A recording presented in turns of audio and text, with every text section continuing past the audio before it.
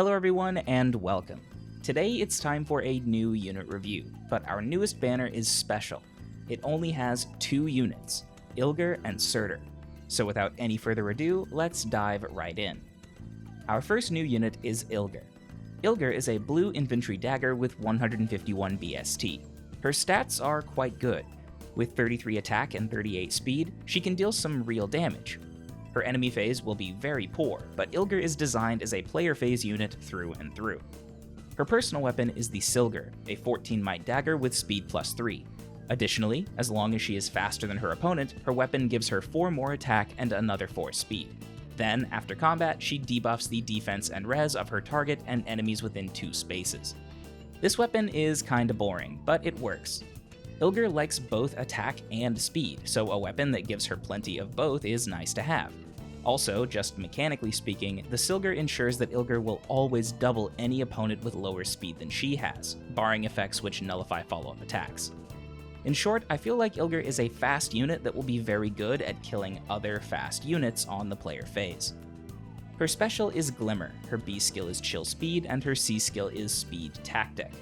Speed Tactic has been missing from the permanent pool since its introduction, and it's finally here. Given the rates on this banner, if you want Speed Tactic for any of your teams, now is definitely the time to pick it up. Ilgar's ace skill is Sorcery Blade. As long as the equipped unit is adjacent to a magic ally, that means a mage, the unit will deal adaptive damage with all of their attacks. Sorcery Blade can only be inherited by physical infantry, that means infantry swords, axes, lances, daggers, and bows. As an A skill, Sorcery Blade competes with Distant Counter and Steady Breath on melee units, and with skills like Fury, Life and Death, Swift Sparrow, or Death Blow on ranged ones. It's cool, but I feel like it's just too clunky to see a lot of use. That said, Sorcery Blade does have a home on units with Distant Counter personal weapons, or on units with powerful skills that happen to have low base attack. Ilgar is pretty much a poor man's Legendary Lucina. That's good because Legendary Lucina is a great unit. She's fast, hits hard, and represents a major threat. However, it's bad because Legendary Lucina outperforms Ilgar in terms of score, positional utility, and damage output. You could do much worse, but Legendary Lucina has Ilgar beat in every way that counts. And that brings us to the big man himself, Surtur. Surtur is an axe armor with 179 BST.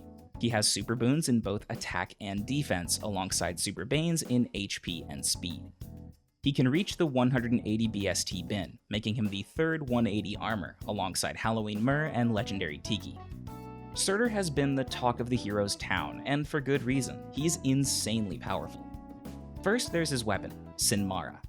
Sinmara is a 16 might axe with plus 3 defense. Additionally, at the start of your turn, all enemies within 2 spaces take 20 damage. The damage from Sinmara's AoE is non-lethal, but it cannot be prevented or mitigated. Sinmara acts in conjunction with his personal skill, Surtur's Menace.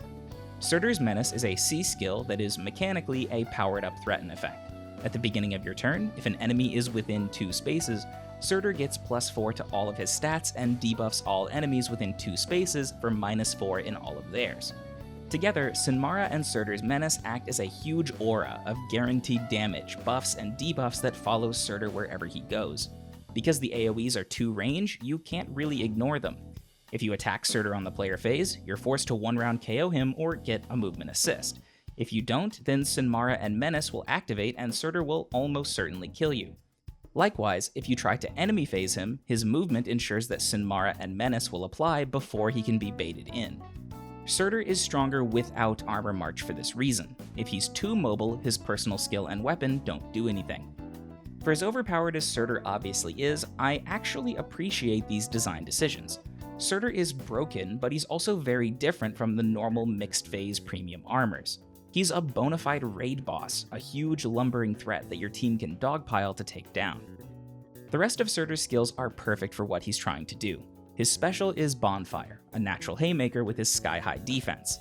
His B skill is Wary Fighter, perfect for his low speed and absolutely essential for keeping him safe from player phase threats. Finally, his A skill is Steady Stance 4. Steady Stance 4 grants the equipped unit 8 defense on the enemy phase alongside the Guard effect. I don't think I need to tell you why that's good. Guard and defense steroids are both great on slow units, and getting both in one skill is exceptional. While I like Surtur's design, I don't think he needed to be 179 BST. Taking some points from his res and HP would have made him more manageable without compromising on his physical dominance and imposing nature. It feels like stats for the sake of stats, final boss or not. Truth be told though, I think the era of 180 BST armors is here.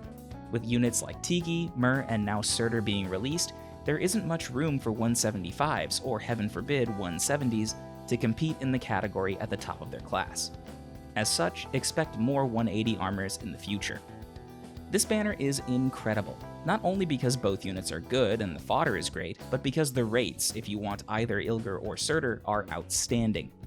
I hope IS realizes the value of banners like this one and gives us more in the future.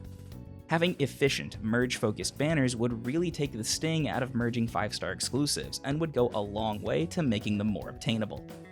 It's a good thing, and a real opportunity if IS is smart enough to grab it. Thank you very much for watching. If you enjoyed the video, please consider leaving a like or subscribing. You can find me on Twitter at ThireThunderYT, so feel free to send me cool stuff or just drop by to say hello. As always, I hope to see you next time. Take care.